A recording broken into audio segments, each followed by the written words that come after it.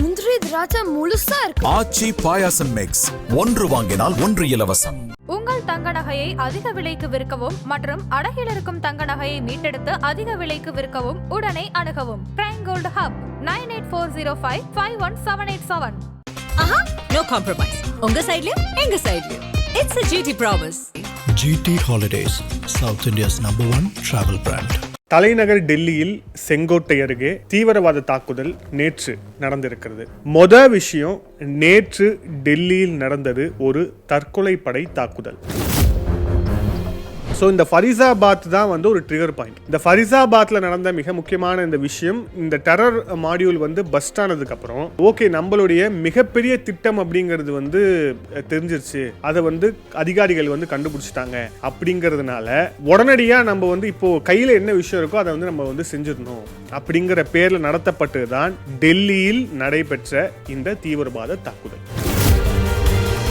இந்த பயங்கரவாத தாக்குதலில் ஈடுபட்டது யார், இதன் பின்னணி இருக்கக்கூடிய இயக்கங்கள் என்ன உள்ளிட்ட விஷயங்களும் வந்து தொடர்ச்சியா வந்துட்டு இருக்கு. இதுல அடிபடக்கூடிய மிக முக்கியமான ஒரு பெயர் ஜெய்ஷ் இ முகமது அப்படிங்கிற அந்த பாகிஸ்தான்ல இருந்து இந்த மசூத் அசார் தலைமையில் இயங்கக்கூடிய ஒரு பயங்கரவாத அமைப்பு.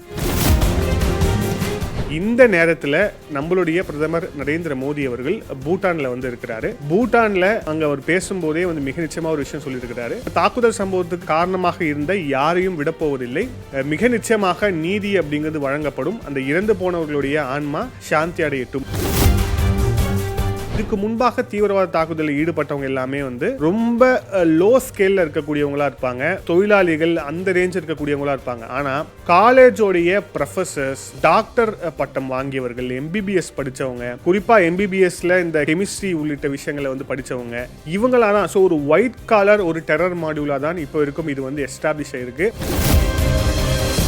மிக நிச்சயமாக இதன் பின்னணியில் பாகிஸ்தான், அதுக்கப்புறம் பாகிஸ்தானோட உளவு அமைப்பு ISI இருக்கிறதா அப்படிங்கிற கோணத்தில் இந்த விசாரணை வந்து தீவிரப்படும். ஒருவேளை அது தீவிரப்படும் பட்சத்தில், நமக்கு ஆதாரங்கள் வலுவாக கிடைக்கும் பட்சத்தில் ஆபரேஷன் சிந்தூர் 2.0 இஸ் லோடிங்.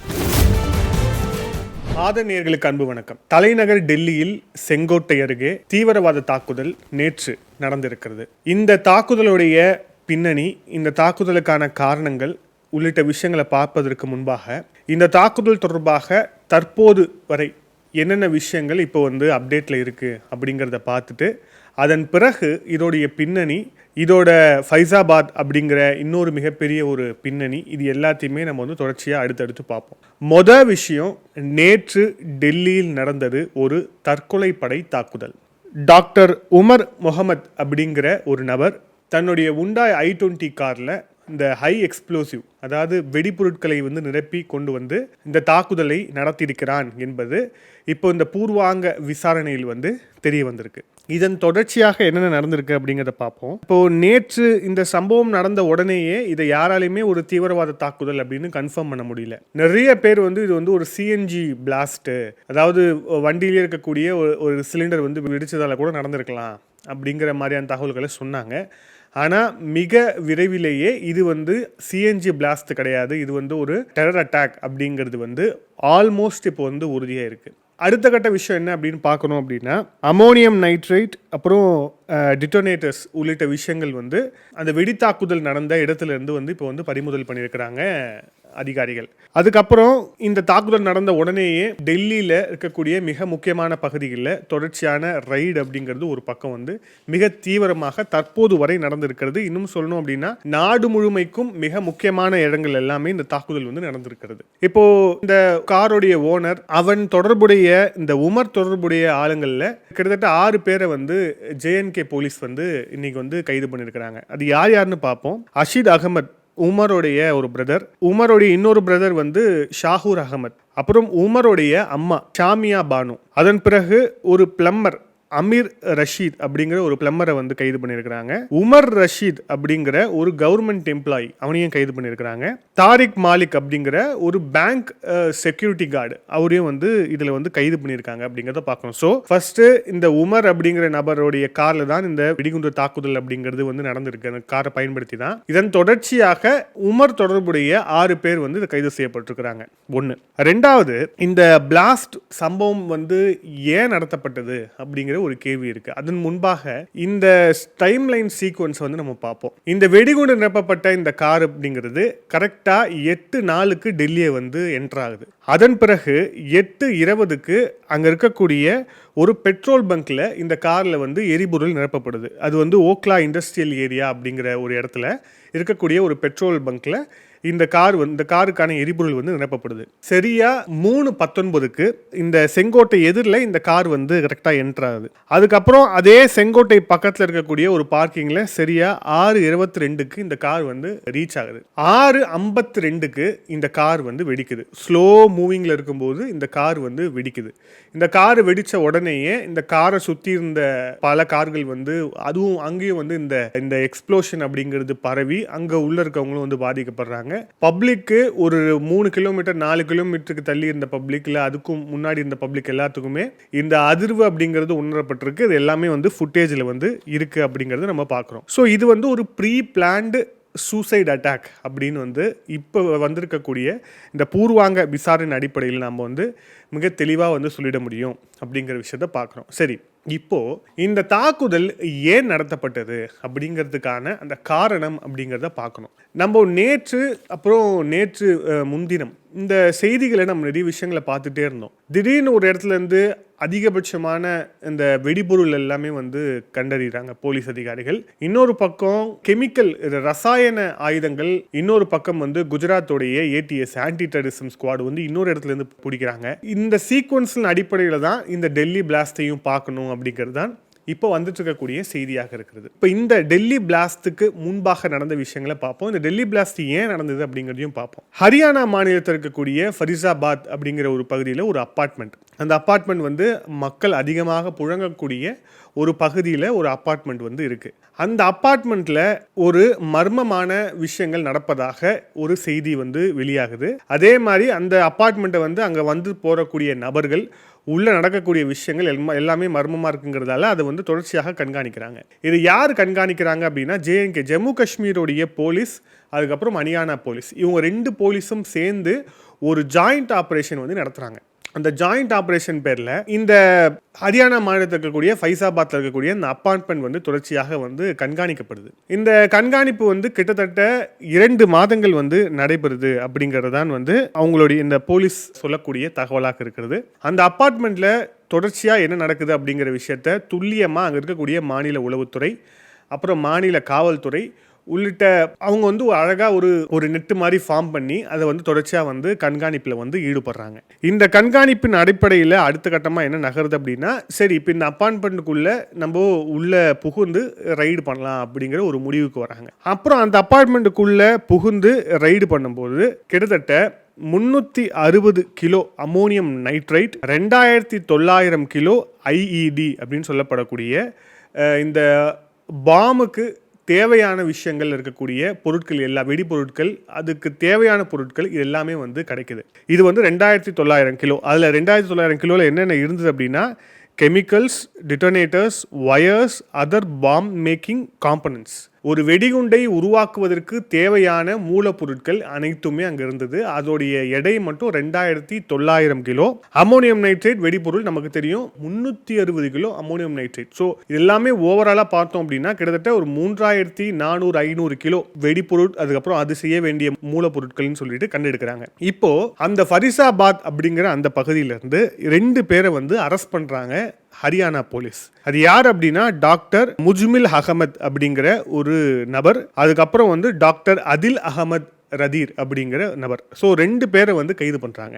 இந்த முஜ்மில் அகமத் அப்படிங்கிற நபர் வந்து யார் அப்படின்னா அல்ஃபா அப்படிங்கிற ஒரு யூனிவர்சிட்டி, அந்த யூனிவர்சிட்டியில் அசிஸ்டன்ட் ப்ரொஃபஸராக வேலை செய்யக்கூடியவர் தான் வந்து இந்த முஸ்மில் அகமத் அப்படிங்கிற அந்த நபர். ஸோ 2 பேரை வந்து கைது பண்ணுறாங்க. அதுக்கப்புறம் வந்து கிலோ கணக்கில் வந்து இங்கே வெடிபொருளை வந்து கண்டெடுக்கிறாங்க. இவ்வளோ வெடிபொருள் வந்து சமீபமான ஆப்ரேஷனில் எங்கேயுமே வந்து கண்டறிஞ்சதே கிடையாது. இந்த அளவுக்கான ஒரு ஹை எக்ஸ்ப்ளோசிவ், அதே மாதிரி இந்த huge amount of high explosive அப்படிங்கிறது இதுவரை ரீசெண்ட் ரெக்கார்டில் வந்து எங்கேயுமே வந்து காவல்துறை பிடிச்சது கிடையாது அப்படிங்கிறத பார்க்குறோம். இது மிக முக்கியமாக ஜம்மு காஷ்மீருடைய போலீஸ் போலீஸ் அவங்க கொடுத்த அந்த டிப்பின் அடிப்படையிலும், ஹரியானா போலீஸ் அவங்க வந்து அவங்க மெனக்கெட்டு அந்த விஷயத்தை வந்து ஃபாலோ பண்ணதன் அடிப்படையிலும் ஒரு மிகப்பெரிய ஒரு டெரர் மாடியூல் அப்படிங்கிறது வந்து பஸ்ட் ஆச்சு. ஸோ இந்த பஸ்டான உடனேயே இது தொடர்பான தகவல் அப்படிங்கிறது மிக நிச்சயமா வெளியே இருக்கும். ஏன்னா இவங்களுடைய தாக்குதல் அப்படிங்கிறது ரொம்ப சின்ன லெவல்ல எங்கேயோ ஒரு பகுதியில் மக்களை குறிவைத்து அப்படிங்கிறதுக்கு தாண்டி மிக ஒரு லார்ஜ் ஸ்கேலில் இந்த தாக்குதல் நடத்தணும் அப்படிங்கிறது இந்த தீவிரவாதிகள் திட்டமிட்டு இருந்தாங்க அப்படிங்கிறதுக்கான முழுமையான விஷயம் அப்படிங்கிறது வந்து வெளியாயிருக்கு. இப்போ இந்த ஃபரிசாபாத் அபார்ட்மெண்ட்ல இந்த வெடிபொருட்கள், வெடி தயாரிக்க வேண்டிய மூலப்பொருட்கள் கைப்பற்றப்பட்டதை தாண்டி வேற என்னென்ன விஷயங்கள் கைப்பற்றப்பட்டிருக்கு. அதாவது ஒரு பாம்பு செய்யறாங்க, அதை போய் ஒரு இடத்துல வைக்கிறாங்க அப்படின்னா அந்த செய்பவர்கள், அதுக்கப்புறம் அங்கே வைக்கக்கூடியவர்கள், இவங்களுக்கான ஒரு கோஆர்டினேஷன், அதுக்கப்புறம் இவங்களுக்கு தேவையான உபகரணங்கள்னு சொல்லிட்டு அதுவும் தனியாக இருந்திருக்கு. அதையும் வந்து பறிமுதல் பண்ணியிருக்கிறாங்க காவல்துறை. கிட்டத்தட்ட 20 டைமர்ஸ் ஆஃப் பேட்டரிஸ், அப்புறம் 24 ரிமோட் கண்ட்ரோல்ஸ், வாக்கி டாக்கி, ஒரு 5 கிலோ ஹெவி மெட்டல்ஸு, அப்புறம் எலக்ட்ரானிக் வயரிங் மெட்டீரியல்ஸ், இது எல்லாத்தையுமே வந்து அவங்க வந்து பறிமுதல் செஞ்சிருக்கிறாங்க. துப்பாக்கியும் வந்து பறிமுதல் செய்யப்பட்டிருப்பதாக அந்த மாநிலத்துடைய உயர் காவல்துறை அதிகாரி குப்தா வந்து செய்தியாளர் சந்திப்பில் தெரிவித்திருக்கிறார் அப்படிங்கிறத பார்க்குறோம். ஸோ இந்த ஃபரிசாபாத் தான் வந்து ஒரு ட்ரிகர் பாயிண்ட். இந்த ஃபரிசாபாத்ல நடந்த மிக முக்கியமான இந்த விஷயம், இந்த டெரர் மாடியூல் வந்து பஸ்ட் ஆனதுக்கு அப்புறம் ஓகே நம்மளுடைய மிகப்பெரிய திட்டம் அப்படிங்கிறது வந்து தெரிஞ்சிருச்சு, அதை வந்து அதிகாரிகள் வந்து கண்டுபிடிச்சிட்டாங்க அப்படிங்கிறதுனால உடனடியா நம்ம வந்து இப்போ கையில என்ன விஷயம் இருக்கோ அதை வந்து நம்ம வந்து செஞ்சிடணும் அப்படிங்கிற பேர்ல நடத்தப்பட்டது தான் டெல்லியில் நடைபெற்ற இந்த தீவிரவாத தாக்குதல். ஸோ இப்போ இந்த ரெண்டுத்துக்குமே வந்து ஆரம்பத்தில் ரெண்டுத்துக்குமே லிங்க் இல்லைன்னு சொன்னாங்க.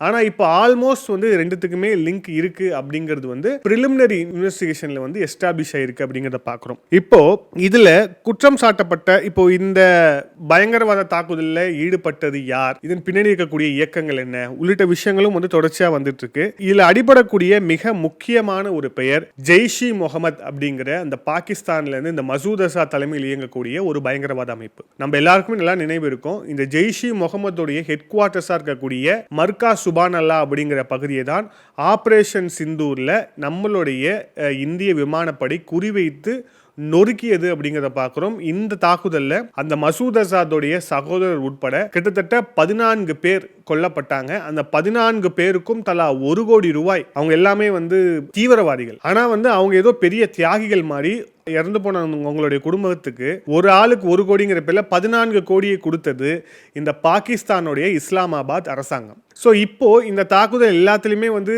காமனா வந்து வரக்கூடிய ஒரே ஒரு பெயர் ஜெய்ஷ் இ முகமது அப்படிங்கிற அந்த இயக்கம் தான்.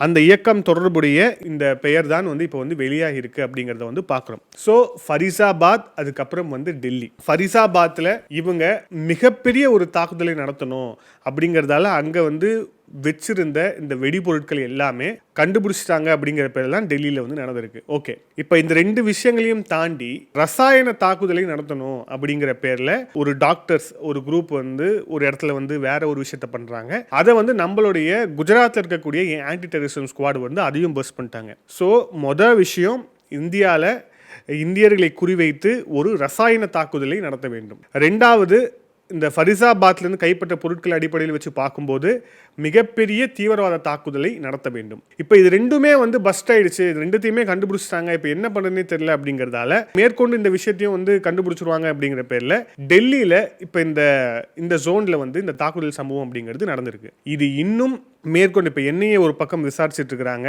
இன்னும் பல்வேறு அமைப்புகள், ஐபி உள்ளிட்ட இன்னும் பல்வேறு அமைப்புகள் வந்து நம்மளுடைய மத்திய உள்துறை அமைச்சர் அமித்ஷா அவர்கள், அப்புறம் பிரதமர் மோடி அவர்களுக்கு இந்த ரிப்போர்ட்ஸ் வந்து போயிட்டே இருக்கு அப்படிங்கிறத பார்க்குறோம். இன்னும் இந்த விசாரணை வந்து தீவிரமாக போகும்போது இன்னும் பல தகவல்கள் இதிலிருந்து வெளியாவதற்கான வாய்ப்பு அப்படிங்கிறது மிக நிச்சயமாக இருக்கிறது. இந்த நேரத்தில் நம்மளுடைய பிரதமர் நரேந்திர மோடி அவர்கள் பூட்டான்ல வந்து இருக்கிறாரு. பூட்டான்ல அங்க அவர் பேசும்போதே வந்து மிக நிச்சயமா ஒரு விஷயம் சொல்லியிருக்கிறாரு. தாக்குதல் சம்பவத்துக்கு காரணமாக இருந்த யாரையும் விடப்போவதில்லை, மிக நிச்சயமாக நீதி அப்படிங்கிறது வழங்கப்படும், அந்த இறந்து போனவர்களுடைய ஆன்மா சாந்தி அடையட்டும் அப்படின்ட்டு வந்து பூட்டான்ல வந்து பிரைம் மினிஸ்டர் பேசியிருக்காரு அப்படிங்கிறத பார்க்கிறோம். கிட்டத்தட்ட இதை தழுவியதான் நம்மளுடைய பாதுகாப்புத்துறை அமைச்சர் ராஜ்நாத் சிங் அவர்களும் வந்து பேசியிருக்கிறாரு. அமித்ஷா அவர்கள் தொடர்ச்சியாக வந்து இந்த விஷயத்தை வந்து கண்காணிச்சிட்டு இருக்காங்க அப்படிங்கிறத பார்க்கிறோம். சரியாக நாளை 12ஆம் தேதி மாலை 5:30 மணிக்கு நம்மளுடைய கேபினட் கமிட்டி ஆன் செக்யூரிட்டி, இந்தியாவுடைய உச்சபட்சமான ஒரு அமைப்பு நாளைக்கு வந்து கூட இருக்கு, பிரதமர் தலைமையில கூட இருக்கு. இருக்கு. மாலை 5:30 மணிக்கு இது வந்து டெல்லியில் வந்து நடைபெற இருக்கு அப்படிங்கிறத பார்க்குறோம். இதில் மிக முக்கியமான முடிவுகள் எடுப்பதற்கான வாய்ப்புகள் அப்படிங்கிறது இருக்கு. ஏன் வாய்ப்பு இருக்கு அப்படின்னா, ஆபரேஷன் சிந்தூருக்கு பிறகு நாம பாலிசிலேயே நிறைய விஷயங்களை வந்து ஷிஃப்ட் பண்ணியிருக்கோம். இனிமே இந்தியாவில் நடத்தப்படக்கூடிய எந்த தீவிரவாத தாக்குதலாக இருந்தாலும் அது வந்து ஆக்ட் ஆஃப் வார், அது போருக்கான ஒரு விஷயம்தான் அப்படிங்கிறத வந்து இந்திய அரசாங்கம் மிக தெளிவாக ஒரு பாலிசி ஷிஃப்ட்டை வந்து இந்த ஆப்ரேஷன் சிந்தூர்லேயே வந்து எடுத்துட்டாங்க. ஸோ இப்போ நடந்துட்டு இருக்கக்கூடிய விஷயங்களை பார்க்கும்போது நேரடியாக குறிப்பாக இந்த பாகிஸ்தான்லேருந்து வரக்கூடிய இந்த ஊடகங்கள் இப்போ அவங்க என்ன சொல்லிட்டு இருக்காங்க அப்படின்னு ஒரு கிளான்ஸ் பார்த்தோம் அப்படின்னா, டெல்லி வந்து ஏமாத்துது, இந்த தாக்குதல் வந்து ஒரு ஒரு ஒரு ஃபால்ஸ் ஃபிளாக் இது வந்து அப்படிங்கிற பேரில் வந்து இப்போ அவங்க வந்து பேசிட்டு இருக்கிறாங்க. என்ன வேணால் பேசலாம், இதில் வந்து பாகிஸ்தானியர்கள் யாருமே ஈடுபடாமல் இருக்கலாம். ஆனால் ஜெய்ஷி முகமது அப்படிங்கிற அந்த பயங்கரவாத அமைப்பாக இருந்தாலும் சரி, அதே மாதிரி இவங்க எப்படி ரேடிகலைஸ் ஆனாங்க. இன்னொரு விஷயம் இதில் கவனிக்க வேண்டியது என்னன்னா, இவங்க எல்லாருமே இதுக்கு முன்பாக தீவிரவாத தாக்குதலில் ஈடுபட்டவங்க எல்லாமே வந்து ரொம்ப லோ ஸ்கேலில் இருக்கக்கூடியவங்களா இருப்பாங்க, தொழிலாளிகள் அந்த ரேஞ்ச் இருக்கக்கூடியவங்களா இருப்பாங்க. ஆனால் காலேஜோடைய ப்ரொஃபஸர்ஸ், டாக்டர் பட்டம் வாங்கியவர்கள், எம்பிபிஎஸ் படித்தவங்க, குறிப்பாக எம்பிபிஎஸ்ல இந்த கெமிஸ்ட்ரி உள்ளிட்ட விஷயங்களை வந்து படித்தவங்க, இவங்களா தான். ஸோ ஒரு ஒயிட் காலர் ஒரு டெரர் மாடியூலாக தான் இப்போ இருக்கும் இது வந்து எஸ்டாப்ளிஷ் ஆகிருக்கு. மிக நிச்சயமாக இதன் பின்னணியில் பாகிஸ்தான், அதுக்கப்புறம் பாகிஸ்தானோட உளவு அமைப்பு ISI இருக்கிறதா அப்படிங்கிற கோணத்தில் இந்த விசாரணை வந்து தீவிரப்படும். ஒருவேளை அது தீவிரப்படும் பட்சத்தில், நமக்கு ஆதாரங்கள் வலுவாக கிடைக்கும் பட்சத்தில் ஆப்ரேஷன் 2.0 அதாவது ஆப்ரேஷன் சிந்தூர் 2.0 இஸ் லோடிங் அப்படிங்கிற விஷயம் தான் மிக தெளிவாக தெரிகிறது. நம்மளுடைய பாலிசி ஷிஃப்ட்லையும் அது நடந்திருக்கு அப்படிங்கிறதால நாம் வந்து அதை எதிர்பார்க்கலாம். இன்னும் பல தகவல்கள் இருக்கிறது. தொடர்ச்சியாக வரக்கூடிய அப்டேட்ஸை இன்னும் விரைவாகவே உங்களுக்கு வழங்குகிறோம். மீண்டும் இன்னொரு காணொலியில் சந்திப்போம். அதில் நன்றி, வணக்கம்.